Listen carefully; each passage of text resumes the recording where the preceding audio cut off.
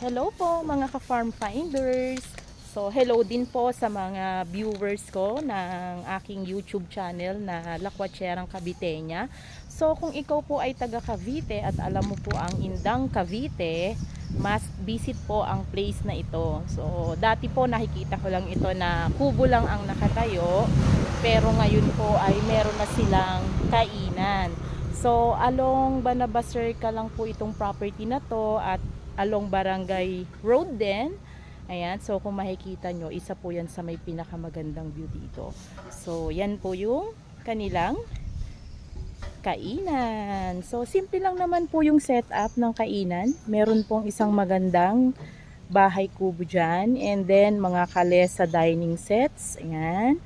And kung makikita nyo rin po, overlooking po ang property. So, ang sabi po ng owner, ang intention is for the next years, ito po ay lalagyan ng swimming pool ang baba. Ayan, so ganyan po siya kaganda. Overlooking po talaga yung property, napakaganda. And ang ino-offer po nila ditong mga pagkain, meron po silang lomi and silog. So yan, ganyan po kaganda yung property nila.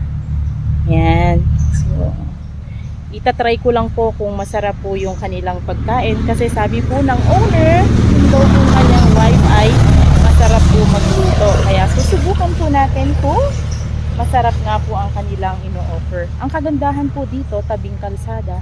And then napakaganda po ng view sa harap at sa likod. And then pag kumakain ka, overlooking. Yan. So pwede mo rin naman po ipasok yung sasakyan mo dito sa loob nila kasi napaka-spacious po ng lugar. So, along Banabasser, Indang Cavite lang po ito. Ayan. Madali nyo po siyang makikita kasi siya po yung isa na property dito na mayroong pinakamagandang bahay kubo. So, sa lahat po ng mga gustong kumain at